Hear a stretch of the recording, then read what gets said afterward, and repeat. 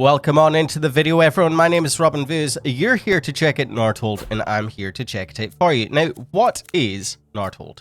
This is an upcoming roguelike tower defense game that currently has me absolutely hooked.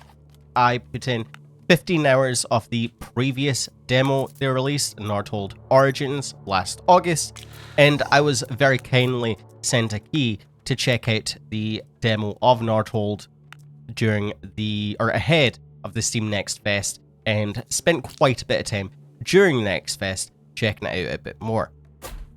This is a game I really can't wait for, and if you're a fan of the tower defense genre, I full-heartedly recommend you wishlist this and keep an eye out on it. And I'll show you exactly why it's such an engaging tower defense game in comparison to others you might enjoy yourself. Nordhold is two key components here. The first being this procedurally generated tower defense section, and the second being this resource management castle area, which adds a lot more depth to the game than you might imagine. At the end of each wave and at the start of the game, you need to explore, and exploring will produce a set of tiles and a path. These tiles will have different elevations, they'll maybe have obstacles preventing you from placing towers, and a path connecting all the way back to the castle. Here we have an event coming up. This follows the Vampire Survivors element of whenever you level up, you get to choose one of 3 banners to affect your abilities. I quite like that they've introduced it here. I'm going to always use Vampire Survivors as the example whenever this pops up, because it's quite a popular mechanic in a lot of roguelikes these days. You can choose one of 3 banners, you get 2 rerolls, and 1 banishes initially, and you will be able to earn more throughout your game. Here, we have 2 banners affecting our arrow tower. We can have arrow towers generate wood and increase their damage. We can have them apply bleeding, which will deal damage per second and make the target move slower. Or we can have them deal more damage and have the chance to fire an additional arrow, which I really like the sound of, because arrow towers are cheap. You can build lots of them, and they're really good at just making sure anyone that sneaks through your front line dies very quickly, so they'll often be fairly weakened at that point. Since we've upgraded their damage and increased the chance at firing an additional arrow, we want to focus on fire here. This is the key component, right? You have your different elevation, which I mentioned. If I maybe start a new wave in a second, I can give an example of the elevation here once I produce enough wood. And then you're balancing your resources to 1, create defenses down this path, and 2, develop your stronghold, where you're going to need wood to build quarries, to build gold mines, to gather more resources, to build breweries and taverns to make your workers more productive. You need wood to build more houses, to hire more workers. You need stone to build some of the more powerful towers, and you need gold to upgrade your towers and everything here. Speaking of, I didn't really talk about it when we looked to upgrade the arrow towers, but eventually your towers will be able to achieve a free upgrade, upgrading one of their stats, damage, range, fire rate, etc. So you can upgrade those for free, and then afterwards you can spend gold to upgrade them even further. On top of that, we can upgrade, as you see here, we've already upgraded our lumberjack camp to have our workers collect even more wood than you normally would. We can upgrade the mill to harvest more wheat, etc. So there's a really nice balancing act of strategically deciding how many defenses do you want and how much resources do we want to put here. Our castle, for example, we can also upgrade more. We can upgrade our workers to generate tax. We get gold for each worker we have, which is really, really good. We also have economy budget to make building upgrades cheaper, which is also really good. And I do want to now focus on a quarry here. So let's put a worker out of here into the quarry, maybe out of wood as well, because we really do need stone. There are a number of different towers. We have most of them unlocked in the demo. As I said here, we have the arrow towers, which just shoot arrows. chip away at enemies. Nothing special. They're just cheap, they're easy to build, and fun to place. We have volcano mortars, which can fire in a very large range. They're slow firing, but they shoot nice strong AoE attacks. We'll get back here in a second, because now we have to choose our hero. We have events up here which will show you when you get banner upgrades, when you get heroes, and these heroes have different abilities. They have passive attributes and they have active spells. Here, they'll all show something different. Karoth here will give us 3 rerolls and give us a common banner immediately. Philip will give us energy, so you have 2 spell energies, and you will gain an extra 2 with Philip here, allowing you to cast 4 spells rather than just 2 in a wave, and it also increases our jump. So, jump is from electrical attacks. Let's see here, Chain Lightning jumps to 3 more targets than usual, and Lightning Strike will jump to an enemy. We have an Arc Tower, which is an electric tower, which will jump from enemy to enemy. So if we want to lean into lightning abilities, Philip here will allow us to gain extra jump. Unfortunately, it doesn't have any lightning spells with this ability, which is a shame. That would have been very strong if so, but we might need to give it a skip in that case. And we've got Ulrich, which gives us 100 wood immediately, which is fine. That's a healthy amount of wood that can help us out tremendously, but also increases all arrows by 15% range. And then we'll get Chain Lightning and Shadow Rain. I think I might stick with Ulrich here. I do quite like the cheap and easy arrow towers. I believe their cost increases. We'll check here. With each tower you place, that was 30, now it's 40. Yep, so increased by 10 resources, I believe. We can place an arc tower, maybe. Where do we want the arc tower? Maybe like here, perhaps, or maybe we want it up here. We really want it in a corner that'll catch as many enemies as possible. So maybe just here, closer to the back. And yeah, that's doubled as well, I believe. Yeah, it shows you the price increase here. If you read the description, it'll actually tell you what you need to look for. What we're also going to do is we are maybe going to build a trading post here. And this will allow us to trade resources for those we don't have. We can spend wood to generate more gold per wave with trading ships rather than having to rely on the gold mine. And I think that's excellent. I will absolutely take that. And we can also sell some wood for gold if we want, but I don't want to do that just yet. Let's explore here, continue the wave. We do have access to new powerful spells we can use. So again, we've got the Chain Lightning. We can strike that down an enemy. That'll jump to an extra 3 than normal. And we also have Shadow Rain, which will strike 8 random enemies, dealing a decent amount of damage, and applying weak for 5 seconds. We'll take 10% increased damage. So you have this active ability component as well, which does make things a bit more entertaining, and you can increase the energy available with passive attributes, and I'd imagine some upgrades further down the line. In fact, I can actually show you. In fact, I do want to increase the arrow towers even further. I think it's maybe a nice idea going down that route. The hero tower here will increase spell damage, so you are able to upgrade your spells here. I'd imagine full version content will increase the total energy you have as well. Want to put some of our stone to use, and I think a mortar would be really, really good. Unfortunately, we don't really have the most perfect spots for the mortar, in my opinion. Maybe we want one, maybe we do want one just further up back again, but I like to have this section for my arrow towers. So let's do one here. And what we'll also do is we'll build a house so we can have another worker next turn. Maybe assign one more in the quarry. Maybe actually we'll take one out of the quarry and have 2 more harvesting wood, because it would be nice to get the gold mine. It would be nice to have even more gold to spend on upgrading the efficiency of our workers. If the game's too slow, which it does tend to be as you start expanding down, you have all your towers up at the end here, you do have controls here to increase the speed too, so you can just zoom past everything. We'll have another banner choice coming up next to upgrade our towers further, and then after that we have a boss wave, which can be quite difficult in my opinion. I think we do want a mortar here. I'd love to have one, maybe even just here on the lowest elevation, just to capture everyone around this area. What we can do is we can also change the focus priorities. This will allow us to, say, have our tower shoot at the enemy closest to the gate with the least health, or in this case, in the biggest group, which is great for the mortars because we want to focus on AoE damage.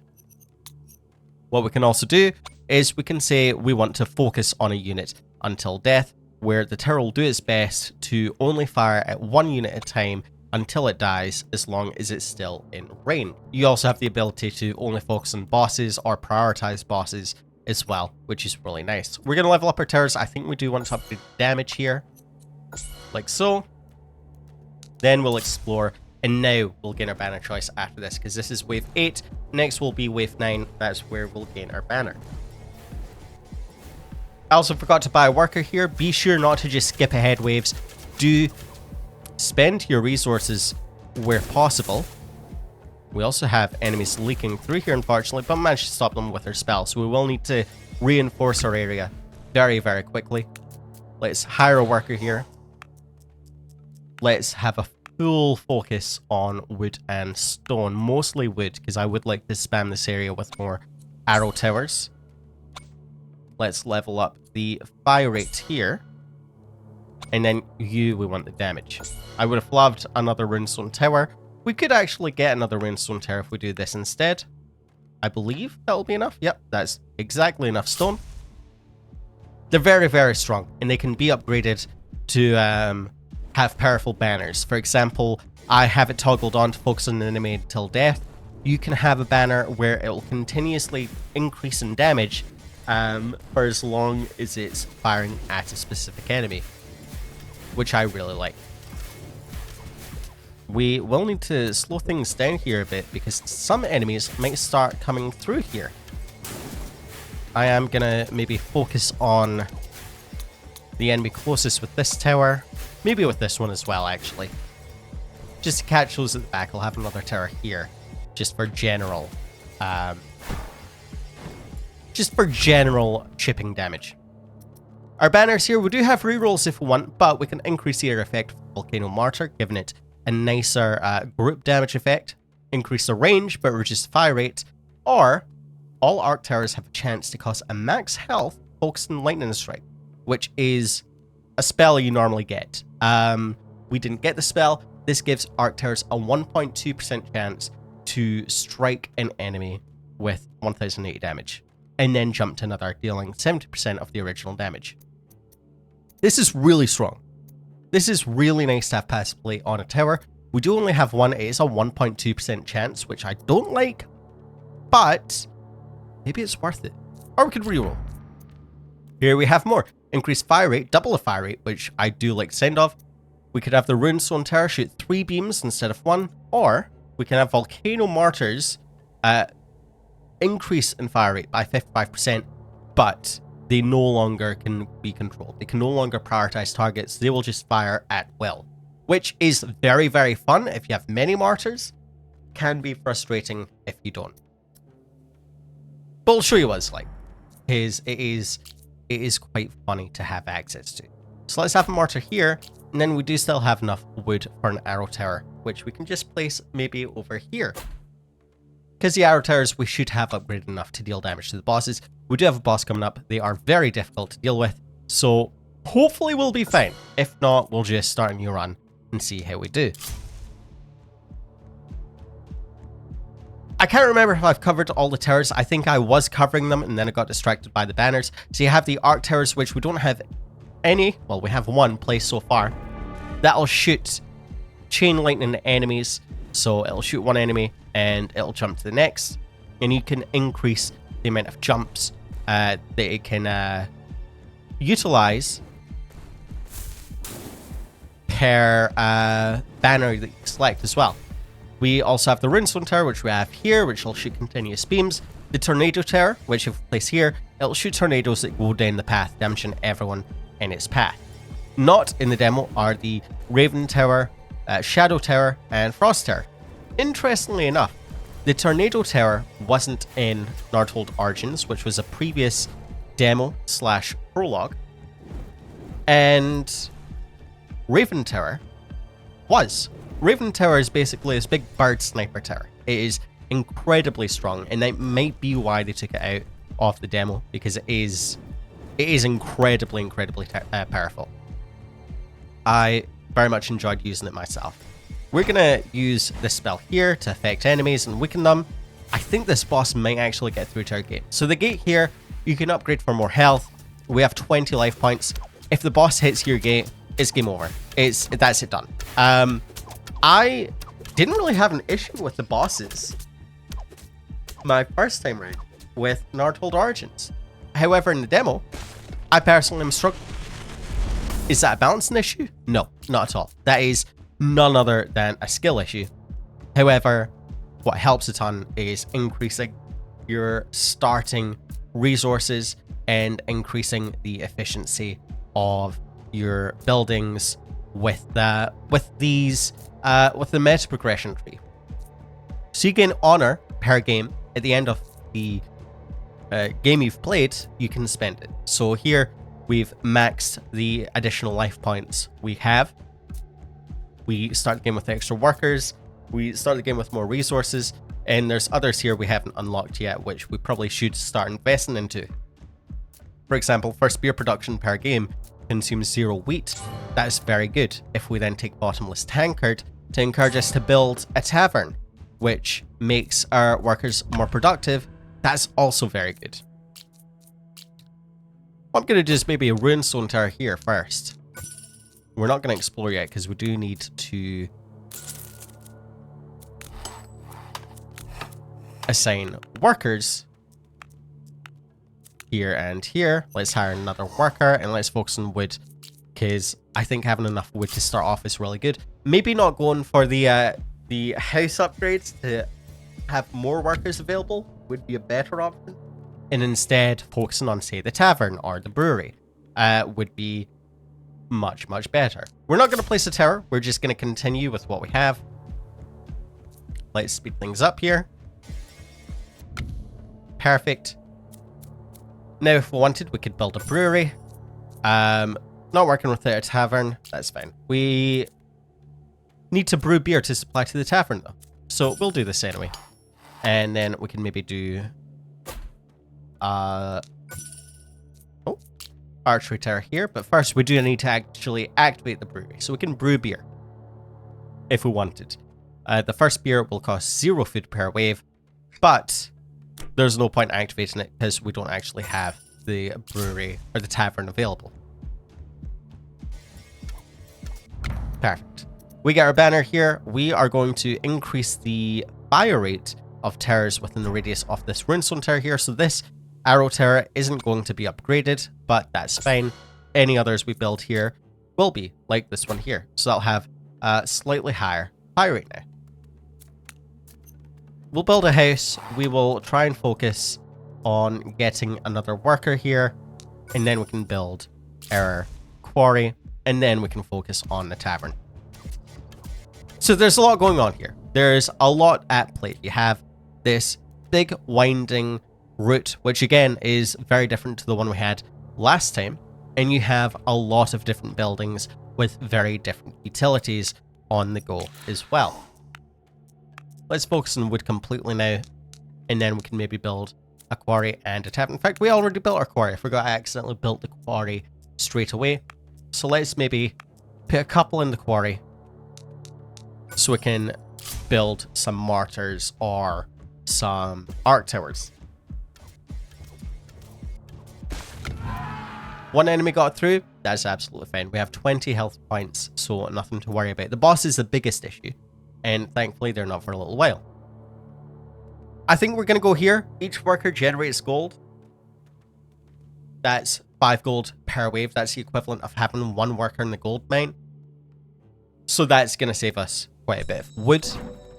And we also gain barbed arrows along with it, which will slow enemies and apply a little dot. And instead of building that immediately, let's build a tavern. So this is going to make our workers 30% more productive. Now, with the tavern unlocked and us able to give the workers extra productivity, we will now need to start brewing beer.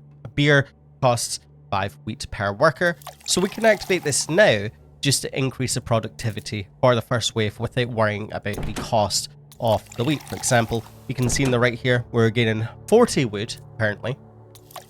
With this active, we'll gain 12. What I'm going to do is take one person off the quarry and put another into the mill, just so we can stay on top of the wheat here, because we're going to need quite a bit to continuously provide beer, which is really, really nice.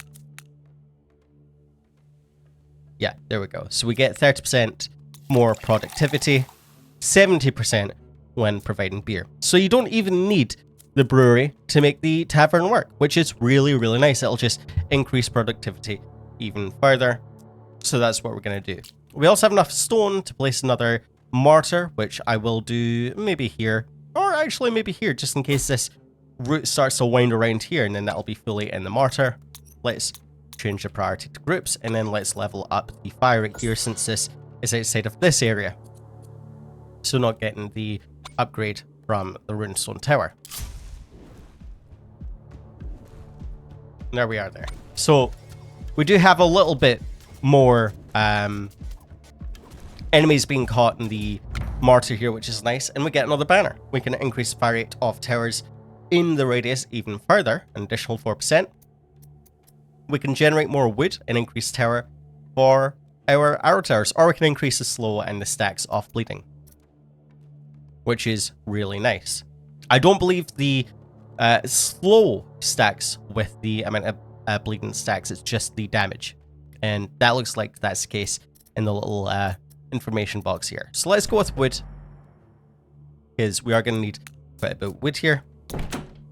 Here we are going to be producing only 9 wheat if this is active, as it costs 25 wheat per wave, which is fine because that's a small cost for increasing our productivity as such. You'll also notice our gold productivity is increasing because we don't actually have any workers producing gold. This was from a banner, I believe. No, actually, it was from Dymo here. Each worker generates 1 gold per wave. Likewise, if we have the trading post here, if we were to get trading ships, we wouldn't generate an extra productivity from the beer. It only affects active workers working away. But we are going to get the trading post here, and we are going to keep this in mind for the trading ships. I am actually going to take more gold here from our wood, and then maybe see if we can upgrade our golden fertility here, just to try and get a bit more wheat on the go. Let's upgrade the damage of the arrow tower. We could maybe get a little arc tower here as well. There we go. That's in range of over here, so even if this extends up, we're still going to be able to catch more enemies this way, which is really nice. Got a lot of enemies coming through now. Let's use a couple spells here. Fantastic.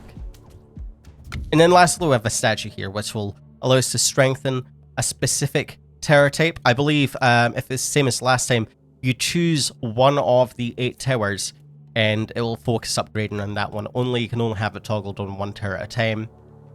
This really helps to really accelerate the damage of your towers.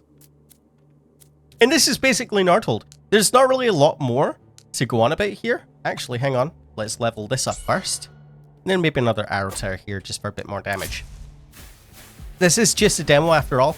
There's going to be even more content in the full game, but it's definitely one to keep an eye on. Like I said, this is a tower defense game. Whoa, hang on.